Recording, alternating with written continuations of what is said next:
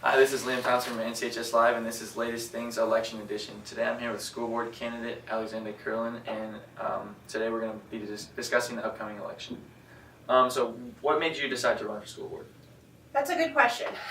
The thing that made me decide to run are my girls. So I've got two girls. One is at IU, she's a junior at IU, and she went to North Central her freshman and sophomore year. And the second is Allison, and you're a good friend of Allison's. She's a junior here at North Central. And seeing them both go through the systems, Allison attended Crooked Creek, Nicole went to West Lane, both of them at North Central. So seeing both girls at different levels and seeing sort of both of their needs, even though they're so super different, seeing both of their needs be the same at each of those levels made me see that even though we're in the most amazing school district in the state, the most amazing, there are still some gaps in our district that I feel like over time haven't gotten addressed. So that leads me to believe that there needs to be a change in leadership to sort of see things a new way. Right. So your name has been somewhat associated with charter schools throughout the election. Could you clarify your position on this issue and just clear up any misinformation? Absolutely. I think that you probably understated it, Liam, that it's been somewhat associated. I think my name and charter schools have gone together for this whole thing. And I'm so glad to clear it up today because it has been a real red herring. Do you know what the term red herring means? Could you explain that? Yeah, so a red herring, for those of you who don't understand, it's what we use in it's what we call legalese, but basically what it is a herring is a bird, and there is no red herring. And so when you talk about a red herring, you're talking about a bird that doesn't exist to distract people. And that's what the charter issue is here. In my professional life, I do work with charter schools. I'm an education attorney. I've been in education my whole professional life. I was a former teacher. I was a former teacher here in Washington Township. I taught in Harcourt. I taught at elementary level. And then I went to law school. I went at night. While in my second year, that's when Allison was born. And so, and then went into education. I've always wanted to stay in education. And so I started my education practice. My education practice concentrated on representing parents of kids with special needs. And as I would advocate for them in different school systems, those school systems would say, you know, your advocacy of that person was so good, hey, can you help us out? Our program has some gaps. And that happened to be a lot of charter schools that did that. And so charter schools invited me to come in and help them fill in the gaps of some of their programs. And so I do work with a lot of charter schools. That doesn't mean, though, that I want to make the district a charter school or that I've ever advocated that. And the fact of the matter is I've never advocated for this district to be a charter school. What I think is super important for us is that we work with what we've got, resources that we have, the people that we have, the ideas that we have, the energy that we have, to try to make our school system the best choice for anybody around us. And I think what it comes down to is choice. At the end of the day, people can go to the schools that they choose. You can go to a private school, you can go to a charter school, you can go to another public school. What we want to do is, regardless of whatever choices that are out there, we want to make our district the best choice for anybody who chooses it. And that's my goal. My goal is to make us stand like a beacon in the hill so that people come flocking to us because of the services we have. Awesome. So you've mentioned at some points that Washington Township schools are in a state of decline. Could you elaborate on this, and what are your plans to advance student achievement and other issues? Okay, so let me talk about my specific 3 goals in the platform that I'm running on. And that is, the first is to address the achievement gaps in Washington Township, district-wide. The second is to make sure there's equitable educational options for all students district-wide. And the third is to address social and emotional health of all students district-wide. I think those, even though they're stated as 3 goals, they sort of work hand in hand because you've got to work with them together. I brought some graphs so that I can help out. So I don't know, Brian, if you're going to need to move something with the camera because I'm going to move around a little bit here. But, so where I am is in 2006. The latest ISEP data that's available is 2017, 2018. So you can go back to about 2006, which you might even be able to go back to 2003, 2004, I'm not sure. But for those of you out there who want to know where this data is, the place that you can go and get it is a website of the DOE website, which is compass.doe.in.gov. So if you look at, this is our school in 2006 and 2007. Not North Central specifically, but the district. The district back then, the blue is the amount of kids that passed I-STEP, and the red is the amount of kids that didn't pass I-STEP. Okay? And that's 2006, 2007. Thanks, Liam.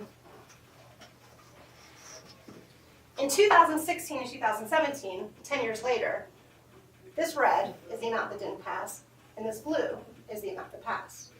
And North Central specifically, last year in 17 and 18, 30% of our population passed both math and English. 30% dead even. In the last 4 years, we've lost 8 percentage points in I-STEP passage school-wide. In 2014, we started at 49% passing, and we're down now to 41% passing. And every year has shown declination. I mean, here's another example. If you look at this 10-year spread, from 2006 to 2013, the blue graphs are the state, and the purple graphs are North Central. So you can see here how North Central outperformed the state for a very long time, and then stopped outperforming the state. And not just North Central, this is the district, and declined over the state. If you look at it in the last 3 years, like I said, between 16 and 14, you can see this is the state, the blue being the state, the purple being the district, how that gap has gotten bigger over time. That's an achievement gap that we've got to look at for all of our students. Within that achievement gap, we've got the biggest achievement gap in the county of students that are minority versus non-minority. A non-minority student in Washington Township is passing I-STEP at about a 75% pass rate. A minority student is passing at 24%.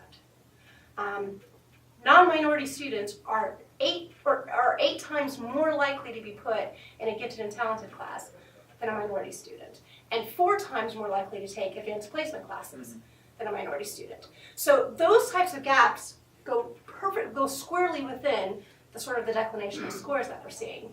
And in my view, if something doesn't change, then this is not going to change, because this is a steady path of declination. And so something's got to turn that around. Mr. Brannigan came up with a plan last year called NC 2020, which would have changed and reallocated teaching resources so that we would have had, he would have added 16 new positions, and 4 of them, I think at least 4 of them would have been remediation positions, which we don't currently have. One of them would have been a pre-engineering position, which we don't currently have. And so from my perspective, unless we do something, the board voted that down, and the reason they voted it down, or the reason I was told by some of the folks who are running now, was because they just didn't know whether it would work. Well, I will tell you, all the schools around us that are passing I-STEP, outperforming the state, all of them have the same type of plan in place in their schools. And so I'm not so much upset that they turned it down. I very much take issue with the fact that they turned it down without a plan B, when these scores are for everybody to see. Right. Last question. So when you talk about some of the problems, could you just elaborate on some of the ways that you think would be the best way to go about solving some of them? So there's a couple of different things, I think. First, North Central specifically, I think you guys start too early. I think you need some more sleep. I think that would help you a lot. I think that it would be really nice when we talk about equitable educational options and seeing where kids learn and where they focus and how they focus on things. I want to make sure that kids are able to take the hardest class they can take and still able to have the great high school experience that they should have. There are kiddos that don't take honors classes at North Central because they want to be a cheerleader, because they want to be in counterpoints, or because they want to, do spec, or because those shouldn't be choices. We should be able to have enough supports in place for kiddos to be able to do both, because that's what we want. I mean, this point in your life, you're not getting it back, and I got to tell you, it's an awesome point in your life. So enjoy it and love it, because it's an awesome point. And so we want to make sure, as adults, what I want to do is make sure that you guys have the resources that you need. And the reason I'm not just looking at you is because I've got two other kids in the room too, and then I just want to make sure, because I'm talking to them too. to make sure that you guys have a really good experience. Mm-hmm. So giving you guys different supports, making sure you have supports in your honors classes, supports in your other classes, making sure that there's different tiers of classes. Right now, we have an honors level class, and we have that at the elementary school and we have it at the high school, where it's honors or gifted and talented, and then everybody else.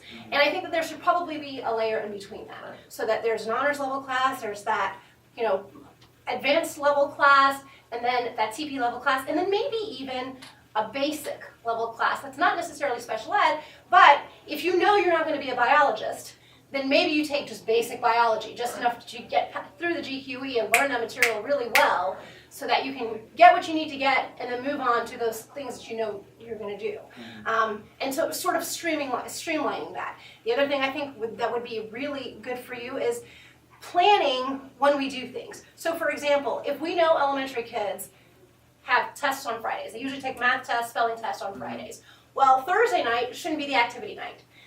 We should make sure that we're, having activities on nights that we know that kids aren't going to be up studying for. The same thing for you guys. Liam, I'm sure, because my girls went through it, I'm sure you know those days where you had an English paper, a WAP test, and a biology test all in the same week.